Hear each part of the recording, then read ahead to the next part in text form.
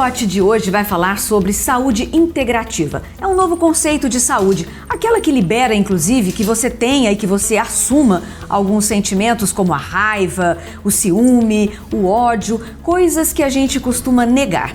Meu bate-papo é com o médico Paulo Ramos. Paulo, que prazer recebê-lo aqui no Decote. Um prazer muito grande. Bom, nós vamos falar sobre essa questão da saúde integrativa, que ela é conhecida como o SIM, né?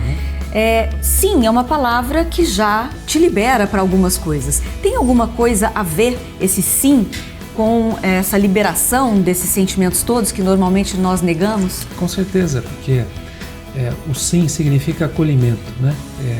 Então o terapeuta, o profissional que trabalha na saúde integrativa, ele recebe, ele acolhe aquilo que o paciente tem, aquilo que o paciente traz. E é a partir disso que nós buscamos o caminho do tratamento. Eu conheço gente que costuma dizer assim, eu não sei o que é odiar, eu não sei o que é ter ódio, né? É muita pretensão a pessoa falar uma coisa dessa, assim ou não? Em geral, as emoções elas podem ser reprimidas, né? Intensamente reprimidas. E se a gente pode observar um pouquinho mais de perto, essas emoções vêm de alguma maneira, quando elas transbordam, né? Então, quando a pessoa é submetida a uma situação de muito estresse, de muita tensão, eventualmente ela traz essas emoções que ela diz que ela não sente.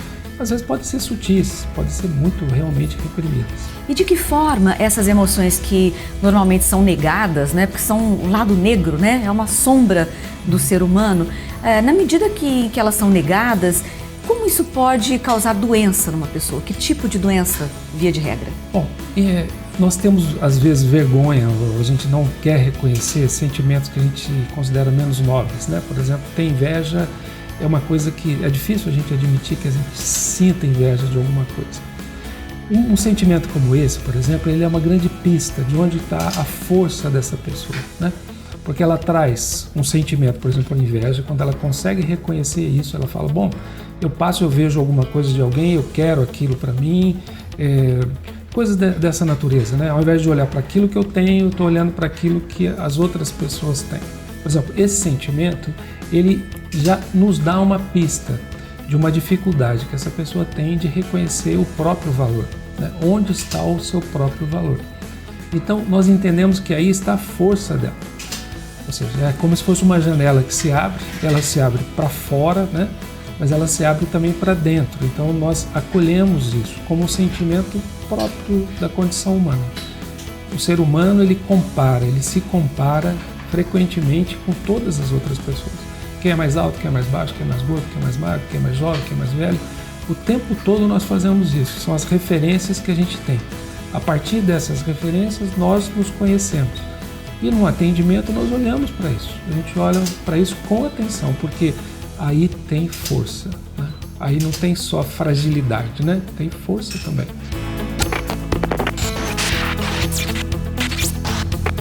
E quem é o profissional, o médico que trata disso, né? E como é que a pessoa se identifica, se autodiagnostica, vamos dizer assim?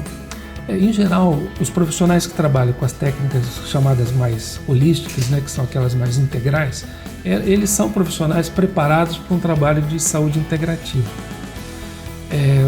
Atualmente no SUS nós temos a saúde integrativa, aos poucos ela entrou em algumas cidades, né?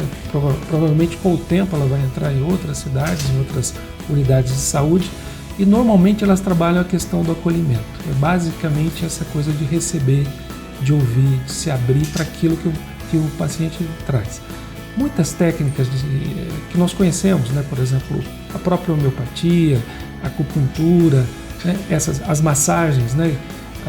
Os florais, eles são reconhecidos no SUS como técnicas de saúde integrativas. Né? Certo. Muito bacana, não é? O SUS, na altura dos acontecimentos, aceitar e oferecer para a população acupuntura, homeopatia, fitoterapia.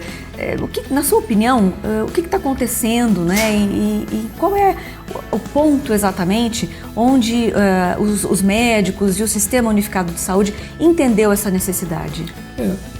Isso é um trabalho de muito tempo, né, de construção, né? Os profissionais que viam a necessidade do paciente não ser atendido só para a prescrição de um medicamento, mas para ele poder ser ouvido na dificuldade que ele tem, né?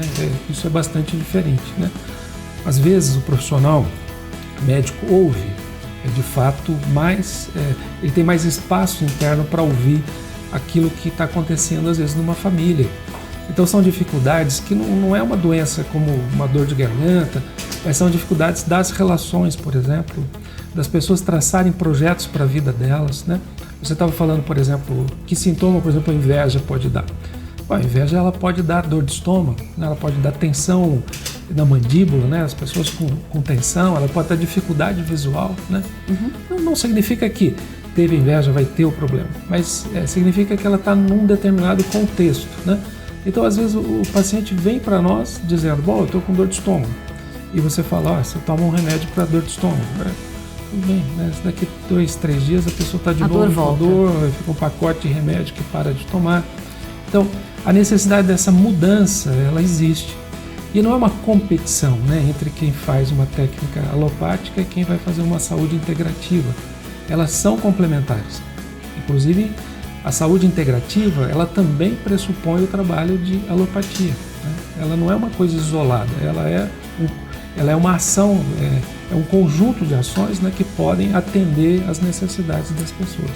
Tá certo. Paulo, muitíssimo obrigada pela sua participação, pelo seu bate-papo aqui com a gente no Decote. Muito obrigado. Muito obrigada. E muito obrigada a você também que curtiu aqui esse papo sobre saúde integrativa hoje aqui no Decote. Não se esqueça, compartilhe esse nosso conteúdo e acione o sininho. Até a próxima.